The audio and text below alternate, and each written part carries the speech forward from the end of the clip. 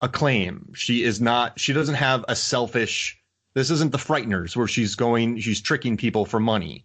Elise is a ghost hunter because she's a good person. And I think she cares for people and she has that history. So her and Tucker and Specs, they go and they put their lives on the line to help. And what I love about Insidious 3 and 4, also in Insidious 3, that leg crunching scene is beautiful. But what I like about them is the last two Insidious movies have made somewhere close to 150 to 200 million worldwide, and they star Lin Shaye.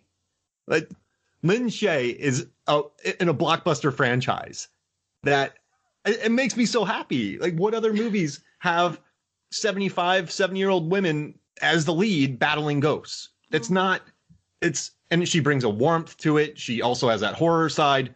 So I'm just happy that they gave her a big non-gross out Farley brothers role. And she has just been crushing it for 9 years now in 4 movies that have made bank. So accept the challenge, Helen Mirren. Let's see it. Yeah. Ooh. Wait, what? What is this? I don't know this Mirren challenge. Ghost Hunter. Oh, yeah. I have to admit, I've only seen the first movie. I haven't seen the other ones, and I knew that was going to be a point of contention in this draft because I was like, oh no, I haven't seen the biggest ones. It's so the second one, Megan and I went and watched it, and I was a nervous wreck when we got out of that theater. The second one's a roller coaster, and I was frazzled. I was tired. And in the third one, there's a villain called the Man Who Can't Breathe, and he makes this girl. She has broken legs. He makes her walk. Oh, that one was upsetting. And when she walks, you just hear, and her legs are just crunching as she walks. It's beautiful. Yeah. Oh my gosh. So yeah, I had to pick Elise. That's my number one. So my number two. All right, my number two is STEM from Upgrade. Oh, okay. Voiced by Simon Maiden. And have you watched Upgrade? Oh yeah. And so I just showed Megan Upgrade, and I always know when Megan likes something when. So we were working out while watching it, and Megan just wasn't working out. She was just watching the movie. So I always know when Megan likes it. Like, you will miss something in this movie if you're not watching it. But there are some movies where you can just go in and out and stuff. But I just saw Megan watching it, and I think Logan Marshall Green's physicality nails the role. Leigh Whannell's directing, just knowing how to make a dirt cheap movie look beautiful. But I just like STEM's plan. STEM's a maniac, and STEM plays everybody. And I just love the relationship between the two. I think it's a fun movie. I love Venom, too. I'd love for STEM and Venom to hang out. That'd be, oh my gosh, Logan Marshall Green and Tom Hardy. Would be fun. So yeah, I had to pick STEM and Venom. I'm taking STEM and Venom. Oh, I like that name. Stenham. The buddy cop movie. I like Stenham. My joke about that movie is that it's a better Venom. I think Upgrade's a better Venom. They're like pretty similar.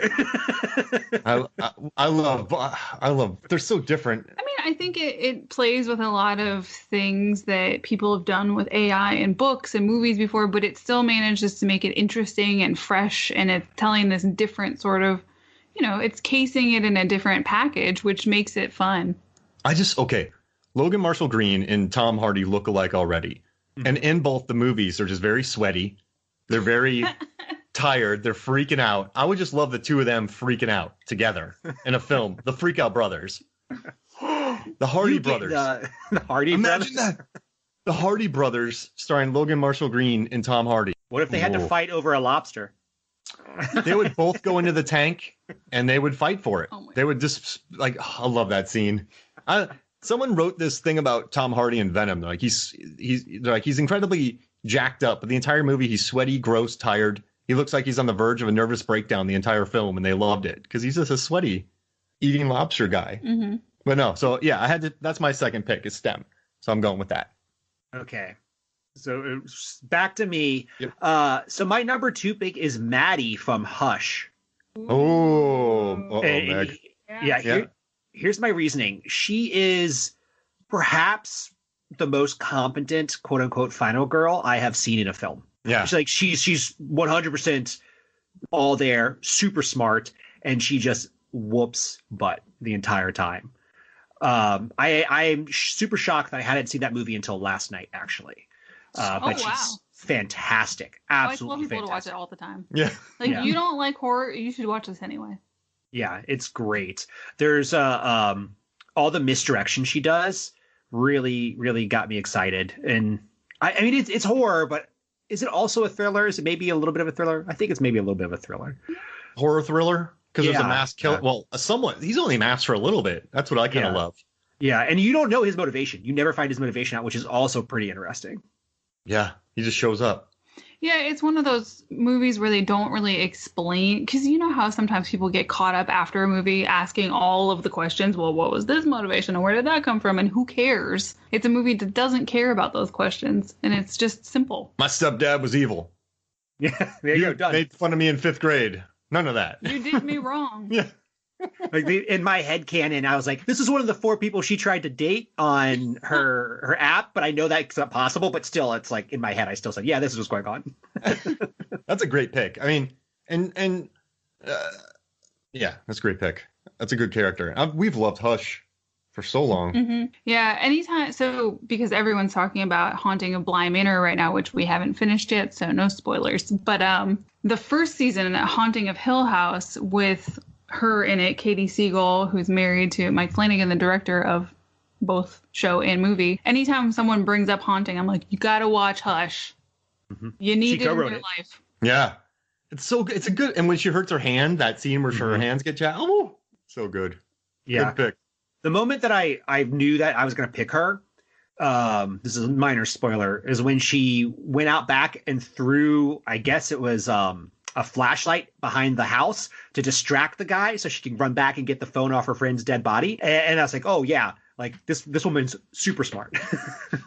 Yeah, it was such a refreshing movie the way it played out too. Mm-hmm. I don't like mass killers most of the time. Okay, I like a masked supernatural killer, but when they just wear a mask for the heck of it, I don't know. It's not big. Like Scream, I guess, because that's more humor. What about Scream Queens? That's funny. The first season. I guess I like mass killers when they're in on the joke, not when they're serious mass killers. Okay. I have a hang up. I have a very odd hang up about mass killers. Supernatural masked killers, but regular killers, no. unless they're cheeky about it or they're mimicking somebody. Like if it's the baby face, that's in on the joke, right? Mm-hmm. Yeah, that's in on the joke. I just don't want somebody. I'm a super evil guy. Boop, mask. Like, no, like what? You're not. I don't know. I don't like you. I don't like that. You got to have fun with it. You can't be. Look at my mask. Like I picked this out. I made it. Okay, Meg. Who's your second pick? Well, because David picked my second pick, I'm just gonna go out of the normal stream of things, and I'm just gonna do this one. Rod Williams, the TSA agent from Get Out. Yes. Oh, you just picked my third pick. I love that guy. He is such a he's a hero, okay? Yeah. TSA hero. TSA. The cops won't listen to him. He shows up. What a great character. It's a good movie. Mm-hmm. Oscar nominated. Well, and I love that he comes back into the movie at a point when you've sort of written that sort of thing off. Mm-hmm. And he just appears, and he's awesome. Now, TSA. Can I ask y'all a question? So the original cut was really, oof. It was like Night of the Living Dead type of ending, just brutal. 1968. I think. Listen, if that was the ending, audiences would have walked out pissed off. But the ending that is with the TSA, him showing up, it's much more. People kind of sort of came out happy. It was like a catharsis. Like it just. I'm glad that Jordan Peele had him show up and save the day. Yeah, there are movies that can pull off that dark, upsetting ending, like The Blackcoat's Daughter. But this wasn't that movie. TSA makes it for me. The cheering during the murder in Get Out. It was a bonding experience for people. Oh. Yeah, real good. Real good film. Like Ready or Not. Yeah. Oh my gosh. The murders in that one, you were cheering for those people to die. Bashing her head in with a wooden box, do it. Have you seen Ready or Not? Oh, I have. I thought it was a Blumhouse. It's not, right? I thought it was. And I was getting ready to pick Samara Weaving's character before I looked it up, and I was like, I've been foiled again. Oh my gosh. I totally would have picked, I don't remember his name in the movie. For some reason, I want to say Donnie, but the brother-in-law from played Orphan by, Black. Yeah, Christian Brune. He is so funny. Sitting there on the toilet watching the Crossbow video. Idiot. His friends are texting him. The sister who keeps killing people. He's alive until the very end of the movie, too. He did good. It's impressive. Right. Such a dimwit. Who's your next? Okay. My next one is going to be... I'm going to go weird again and do Franny from Black Christmas. She was one of the sorority sisters, and from the first moment she's on screen, she's looking for a lost item, and she comes barging into our main character's room, and she's just she seems to not care what people think, and she's, shoving maxi pads into her pants in the middle of a screen, and she's kind of crazy. She likes cats. She loves cats, yeah. She's trying to get the cat on a little bit of a weight loss plan because it gains too much over winter break. She comes onto the screen almost fully realized, and that doesn't happen much with characters. That's true. I would say. Yeah, she really is, and it's funny. It's refreshing. It's not. They're not trying to hide, anything about the fact that she's female. Yeah, she's good. There's no apologies for who she is. It's just her. It's a good character. It's a good side character. I recommend that movie. I enjoyed it. I mean, I guess if you're, never mind. I'm not going to bring it up on the show, but we'll talk about it in a separate podcast. So who's your next one, David? Okay, my number 3 is James Lanier, the detective from Invisible Man. It's her friend. Yeah. And I love that movie. I'm particularly picking him because he is an incredibly solid character throughout the whole film. I mean that he's managing to raise a daughter. He's helping his friend out. He's good at his job. He lets her get away at the end. Sorry for the spoiler, but he's just all around an awesome character, and I like that actor.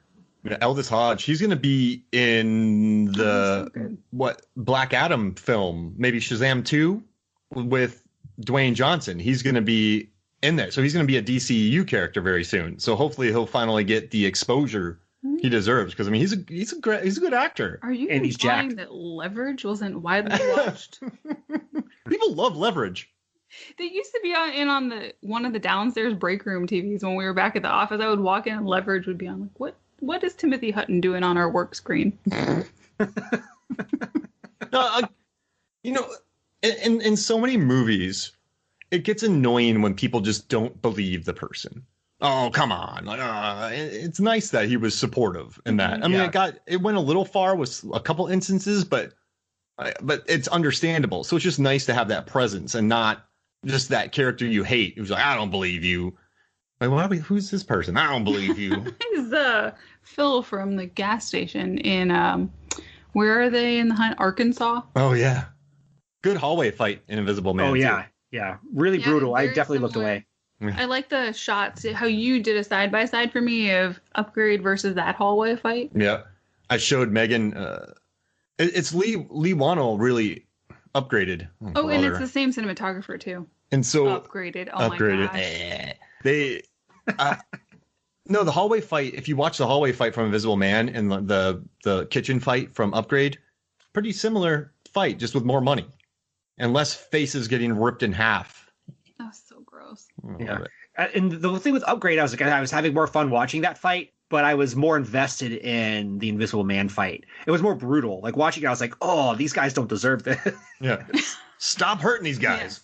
Yeah, there's much more mass casualty in that one. Oh, I love the exploding heads in Upgrade too. Oh my gosh. All right. So am I up? Yeah. Oh no. Okay.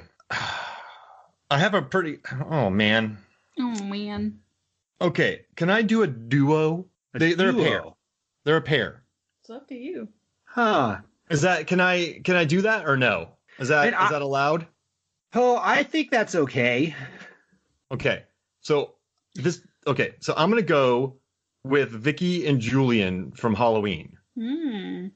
The really nice babysitter. Not the duo I thought you were going to... And Julian... the boy that she's watching in Halloween. I like their dynamic. I don't like Halloween. I don't like the 2018 movie. It's okay, I guess, but I'm not too into it. I really like I like the Vicky the most. Let's see. Vicky and Julian. I like the kid a lot. I think he was a really interesting find from David Gordon Green and Danny McBride. I liked how she tucks him in. She's the only person I really like in that movie. And she gets murdered, but I like Julian. He's a good kid. I don't know. That's my pair. And I kind of wanted to talk about Halloween because it was such a smashing success. But that's the only part I liked. I